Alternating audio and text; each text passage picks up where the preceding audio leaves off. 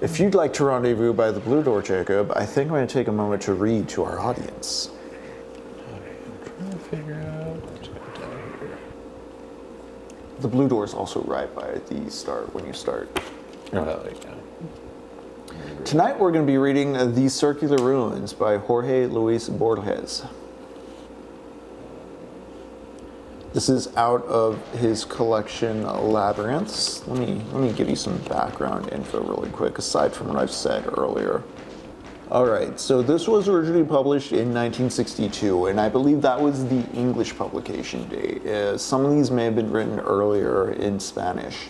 Borges was a great translator. He translated a lot of books into Spanish, and he translated a lot of his stuff into other languages as well. He was a big linguist guy. You'll notice that as you look through his works, libraries, books, the semantics, the ways language doesn't add up logically, things like that. Anyways, The Circular Ruins. And if he left off dreaming about you, Through the Looking Glass, Chapter 6. No one saw him disembark in the unanimous night. No one saw the bamboo canoe sinking into the sacred mud, but within a few days no one was unaware that the silent man came from the south, and that his home was one of the infinite villages upstream on the violent mountainside, where the Zend tongue is not contaminated with Greek, and where leprosy is infrequent. The truth is that the obscure man kissed the mud, came up the bank without pushing aside, probably without feeling the brambles which lacerated his flesh, and dragged himself, nauseous and blood-stained, to the circular enclosure crowned by a stone tiger or horse, which once was the color of fire and now was that of ashes. This circle was a temple, long ago devoured by fire, which the malarial jungle had profaned and whose god no longer received the homage of men. The stranger stretched out beneath the pedestal. He was awakened by the sun high above. He evidenced without astonishment that his wounds had closed. He shut his pale eyes and slept, not out of bodily weakness, but out of determination of will. He knew that this temple was the place required by his invincible purpose. He knew that, downstream, the incessant trees had not managed to choke the ruins of another proprietor's temple, whose gods were also burned and dead. He knew that his immediate obligation was to sleep. Oh, fuck. Oh, big demons. Towards midnight, he was awakened by... Oh no, the page isn't turning. The book's not working. Towards midnight, he was awakened by the disconsolate cry of a bird.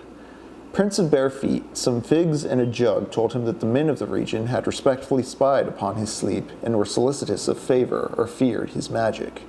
He felt the cheer of fear and sought out a burial niche into the dilapidated wall and covered himself with some unknown leaves. The purpose which guided him was not impossible, though it was supernatural. He wanted to dream a man. He wanted to dream him with a minute integrity and insert him into reality. This magical project had exhausted the entire content of his soul. If someone had asked him on his own name or any trait of his previous life, he would not have been able to answer. The uninhabited and broken temple suited him, for it was a minimum of visible world. The nearness of the peasants also suited him, for they would see his frugal necessities were supplied.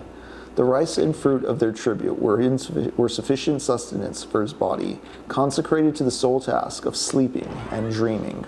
At first, his dreams were chaotic. Somewhat later, they were of a dialectical nature. The stranger dreamt that he was in the center of a circular amphitheater, which was in some way was the burned temple.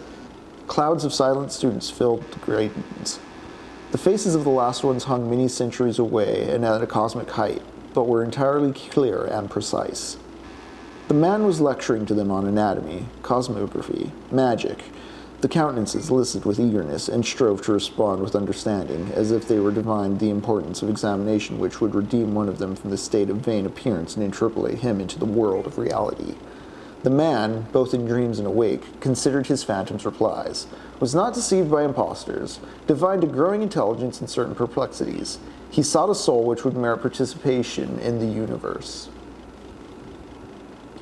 After 9 or 10 nights, he comprehended with some bitterness that he could expect nothing of those students who passively accepted his doctrines, but that he could of those who, at times, would venture a reasonable contradiction. The former, though worthy of love and affection, could not rise to the state of the individuals. The latter pre-existed somewhat more. One afternoon, now his afternoons too were tributaries of sleep, now he remained awake only for a couple of hours at dawn, he dismissed the vast illusory college forever and kept one single student.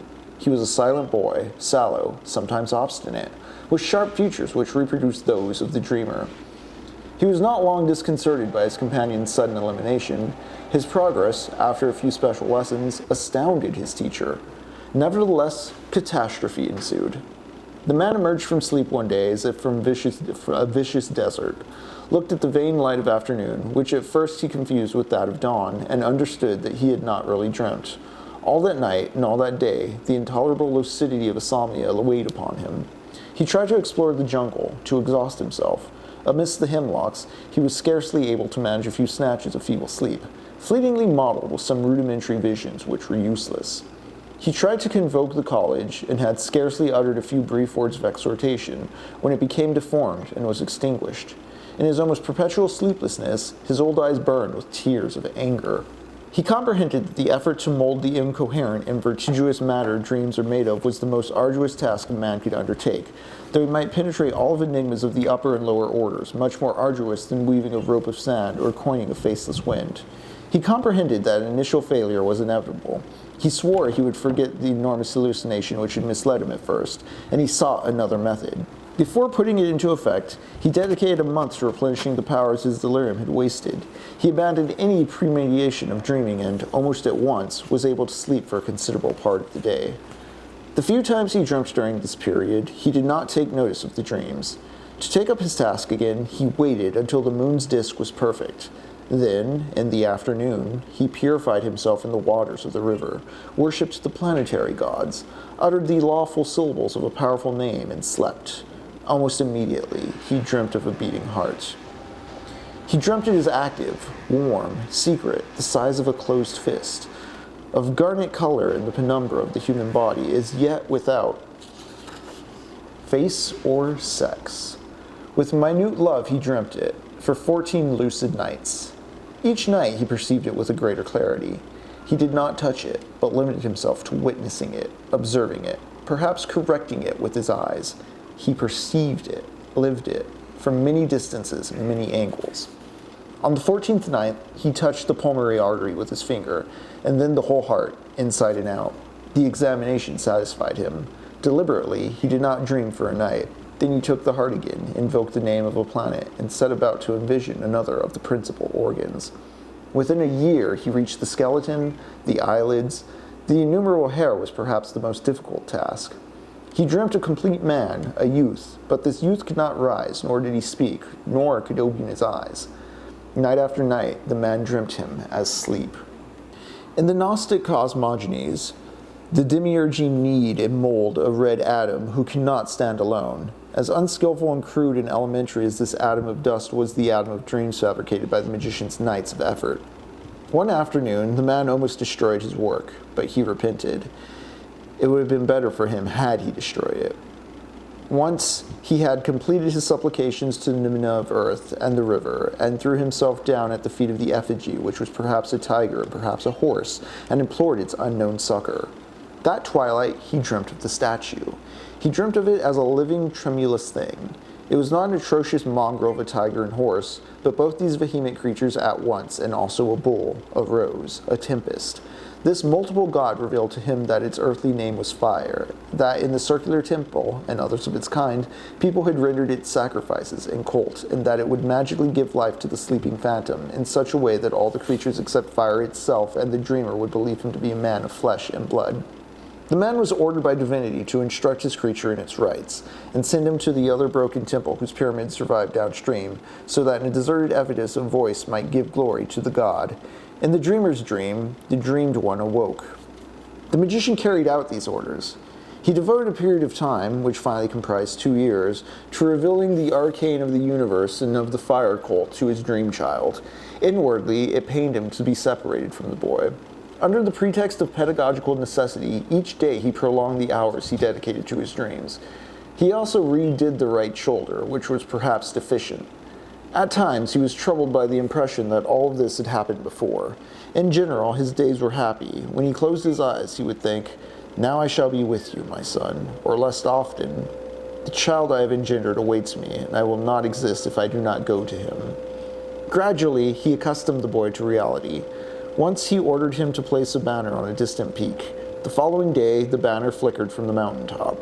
He tried other analogous experiments, each time more daring than the last.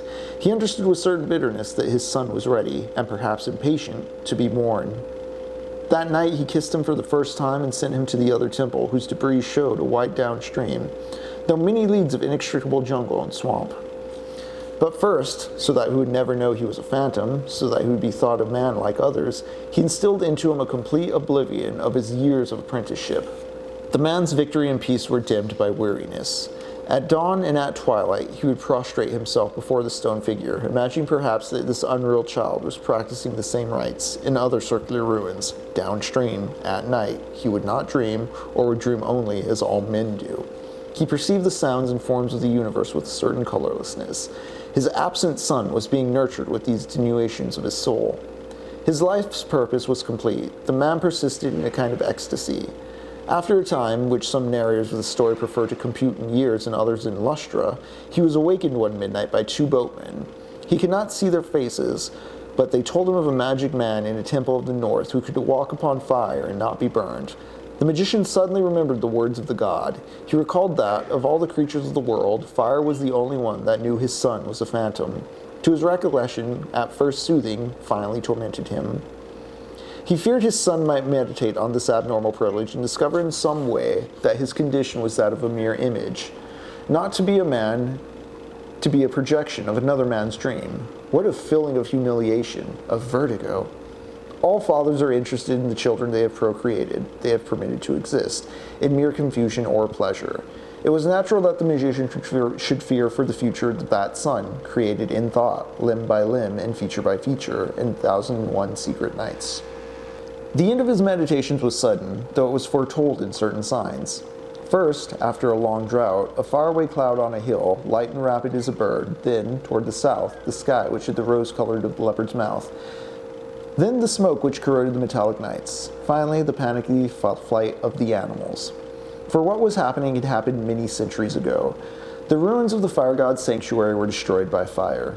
In a birdless dawn, the magician saw the concentric blaze close round the walls. For a moment he thought of taking refuge in the river, but then he knew that death was coming to crown his old age and absolve him of his labors. He walked into the shreds of flame, but they did not bite into his flesh. They caressed him and engulfed him without heat or combustion. With relief, with humiliation, with terror, he understood that he too was a mere appearance, dreamt by another.